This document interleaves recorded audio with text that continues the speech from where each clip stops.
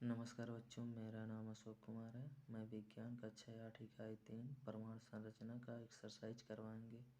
इसमें प्रश्न पहला है, निम्नलिखित प्रश्नों में से सही विकल्प छांटकर लिखिए।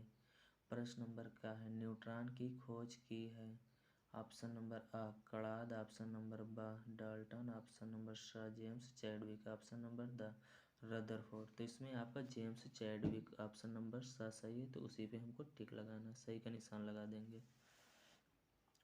अगला प्रश्न है, किसी तत्व के वे परमाणु जिनकी परमाणु संख्या समान होती है परंतु द्रव्यमान संख्या भिन्न होती है कहलाती हैं। ऑप्शन नंबर आ प्रोटॉनों की संख्या, ऑप्शन नंबर बा द्रव्यमान संख्या, ऑप्शन नंबर सा समस्थानिक, ऑप्शन नंबर द परमाणु क्रमांक।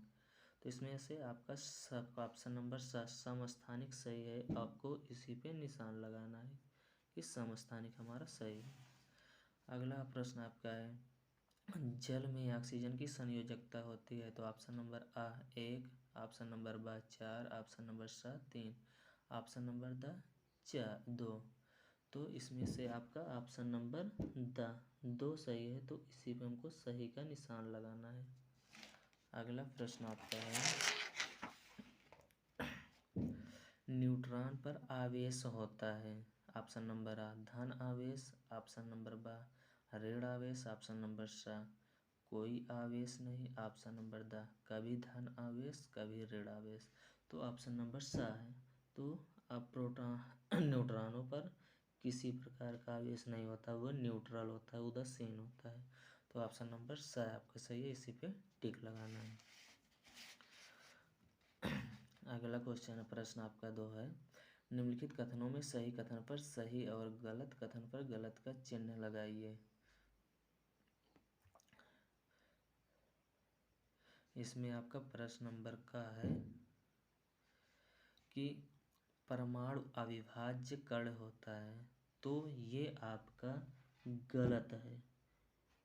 परमाणु अविभाज्य कण होता है, वैसे तो कहते हैं कि परमाणु पदार्थ का सबसे छोटा कण होता है जिसको विभाजित नहीं किया जा सकता, लेकिन जो भी परमाणु नाभिक के अंदर होता है उस नाभिक में इलेक्ट्रॉन और न्यूट्रॉन और प्रोटॉन तीनों होते हैं। इस प्रकार हम कह सकते हैं कि परमाणु अविभाज्य कण होता है। ये ऑप्शन गलत है। ऑप्शन नंबर ख है, किसी परमाणु के नाभिक में उसका द्रव्यमान होता है। तो किसी परमाणु के नाभिक में उसका द्रव्यमान होता है, ये आपका सही है, तो इस पर हम सही का निशान लगाएंगे। ऑप्शन नंबर ग है, परमाणु से इलेक्ट्रॉन के निकलने पर ऋण आवेशित आयन प्राप्त होते हैं। तो ये आपका गलत है। परमाणु से इलेक्ट्रॉन के निकलने पर ऋण आवेशित आयन नहीं प्राप्त होता है, जबकि धन आवेशित आयन प्राप्त होता है। अगला आपका क्वेश्चन है, क्वेश्चन नंबर का, जल में ऑक्सीजन की संयोजकता 3 होती है। तो ये आपका गलत है। जल में ऑक्सीजन की संयोजकता 2 होती है। तो इस प्रकार से आपके प्रश्न नंबर 2 सही और गलत के निशान लगाना था और ये हो गया है। अब अगला प्रश्न आपका 3 है, रिक्त स्थानों की पूर्ति कीजिए। तो 2 या 2 से अधिक परमाणु आपस में मिलकर अणु बनाते हैं। अणु की आपकी परिभाषा होती है, जब 2 या 2 से अधिक परमाणु आपस में मिलते हैं तो अणु का निर्माण करते हैं। ऑप्शन नंबर आपका सेकंड प्रश्न है, प्रोटॉन की खोज खाली स्थान ने की थी। तो प्रोटॉन की खोज रदरफोर्ड ने की थी। कौन? रदरफोर्ड जी ने किया था। तो आपका रदरफोर्ड भरा जाएगा। ऑप्शन नंबर ग है, न्यूट्रॉन का द्रव्यमान हाइड्रोजन परमाणु के द्रव्यमान के लगभग बराबर होता है। तो इसमें आपका बराबर या समान भरा जाएगा, समान होता है। ऑप्शन नंबर घ है, क्वेश्चन नंबर घ कि नील बोर के अनुसार परमाणु का समस्त द्रव्यमान उसके नाभिक में उपस्थित होता है। तो इसमें आपका द्रव्यमान भरा जाएगा। तो हम इस पे द्रव्यमान में भर देंगे। अब आपका प्रश्न नंबर 4 है कि स्तंभ स्तंभ ख से मिलान कीजिए। स्तंभ का और स्तंभ ख दिया गया है। आपका पहला है कि चैडविक, दूसरा इलेक्ट्रॉन, तीसरा कार्बन। तो ऑप्शन नंबर ख, स्तंभ ख में आपका पहला है ऋण आवेशित कण, दूसरा है तत्व, तीसरा है न्यूट्रॉन। तो आप इसमें से पहला चैडविक जो है न्यूट्रॉन की खोज किए थे, तो इसमें हमको न्यूट्रॉन से मिलाना है। दूसरा है इलेक्ट्रॉन, इलेक्ट्रॉन पर कैसा आवेश होता है, तो ऋण आवेश होता है। कार्बन एक तत्व होता है। तो इस प्रकार से हमारा चौथा क्वेश्चन समाप्त हुआ। अगला क्वेश्चन हमारा क्या है कि किसी परमाणु में पाए जाने वाले कणों के नाम लिखिए। तो किसी परमाणु में पाए जाने वाले कणों के नाम निम्नलिखित हैं। पहला है इलेक्ट्रॉन, प्रोटॉन और न्यूट्रॉन। कोई भी परमाणु होता है उसके नाभिक में 3 प्रकार के कण पाए जाते हैं। या तो इलेक्ट्रॉन हो सकता है, या प्रोटॉन हो सकता है, या न्यूट्रॉन हो सकता है। अब अगला क्वेश्चन आपका है, प्रश्न है कि इलेक्ट्रॉन पर किस प्रकार का आवेश होता है। तो इलेक्ट्रॉन पर ऋण आवेश होता है। फिर आपका अगला क्वेश्चन है हाइड्रोजन के 3 समस्थानिकों के नाम लिखिए। तो हाइड्रोजन के 3 समस्थानिकों के नाम निम्नलिखित हैं। पहला है प्रोटियम, जिसका परमाणु क्रमांक 1, परमाणु भार भी 1 होता है, इसलिए हम कह सकते हैं 1H1। दूसरा है ड्यूटेरियम, इसका परमाणु क्रमांक 1 होता है जबकि परमाणु भार 2 होता है, तो इसको हम पढ़ सकते हैं 1H2। तीसरा ट्राइटियम, इसका परमाणु क्रमांक 1 होता है जबकि परमाणु भार 3 होता है, तो इसको बोलते हैं 1H3।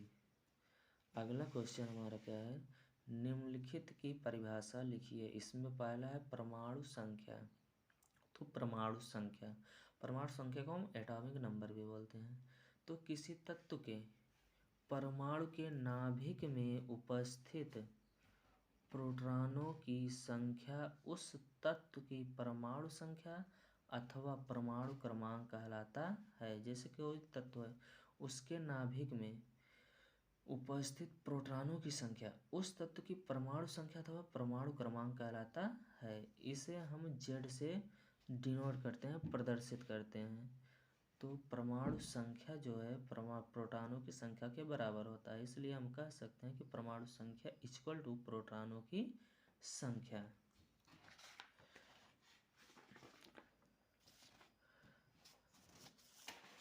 और आपका अगला क्वेश्चन है कि द्रव्यमान संख्या क्या होता है। तो देखिए द्रव्यमान संख्या, नंबर ऑफ मास। तो किसी तत्व के परमाणु के नाभिक में उपस्थित प्रोटॉनों तथा न्यूट्रॉनों की संख्या का योग द्रव्यमान संख्या कहलाती है। कोई परमाणु होता है तो उसके नाभिक में उपस्थित जो प्रोटॉन होते हैं या न्यूट्रॉन होते हैं, उन दोनों का हम सम कर देते हैं, एडिशन कर देते हैं, तो वो जो होती है द्रव्यमान संख्या कहलाती है। इसे A से प्रदर्शित करते हैं। तो द्रव्यमान संख्या इक्वल टू प्रोटॉनों की संख्या प्लस न्यूट्रॉनों की संख्या। तो इससे आपका एक फार्मूला निकल के आया A equal to P plus N। तो इसे हम कह सकते हैं तो कि द्रव्यमान संख्या बराबर प्रोटॉनों की संख्या प्लस न्यूट्रॉनों की संख्या। और आपका अगला क्वेश्चन है संयोजकता, वैलेंसी किसे कहते हैं। तो किसी भी तत्व की संयोजकता वह संख्या है जो यह दर्शाती है कि उस तत्व का एक परमाणु हाइड्रोजन के कितने परमाणुओं से संयोग करता है। जैसे आपका एक एग्जांपल दे लीजिए, हाइड्रोजन क्लोराइड HCl में Cl की संयोजकता 1 है, क्योंकि वह हाइड्रोजन के एक परमाणु से संयोग करता है। अगला क्वेश्चन नंबर 9 क्या है कि J.J. टॉमसन के परमाणु मॉडल की विफलता के क्या कारण थे। रदरफोर्ड का नाभिकीय मॉडल क्या है।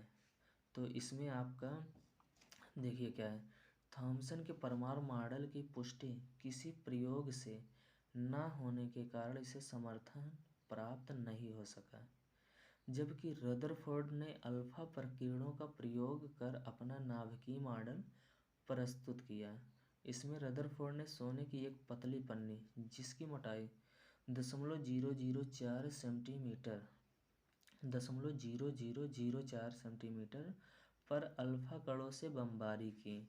जब उन्होंने अल्फा कणों से बमबारी की तो जब अल्फा कण सोने की पतली पन्नी से टकराए हैं तो उन्होंने देखा कि कुछ अधिकांश अल्फा कण पन्नी के आर पार सीधे चले गए, अर्थात अप्रभावित हुए।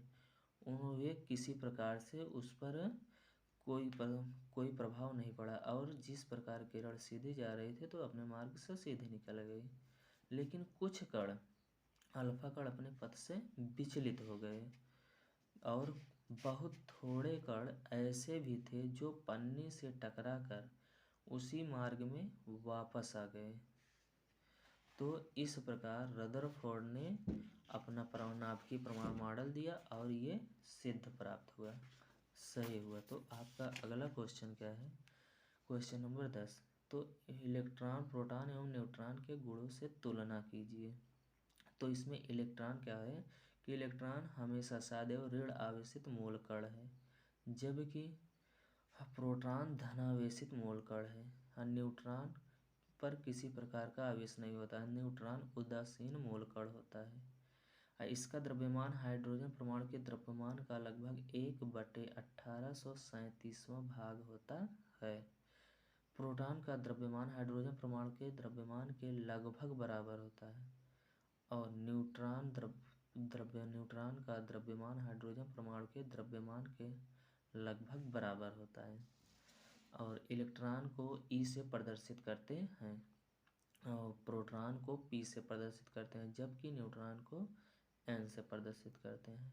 तो इस प्रकार से आपका परमाणु संरचना का एक्सरसाइज यहीं पर समाप्त होता है। अगर ये वीडियो आपको अच्छा लगा हो तो वीडियो को लाइक कीजिए, सब्सक्राइब कीजिए और हम आपको अगले एक्सरसाइज के साथ जल्द ही मिलेंगे। धन्यवाद।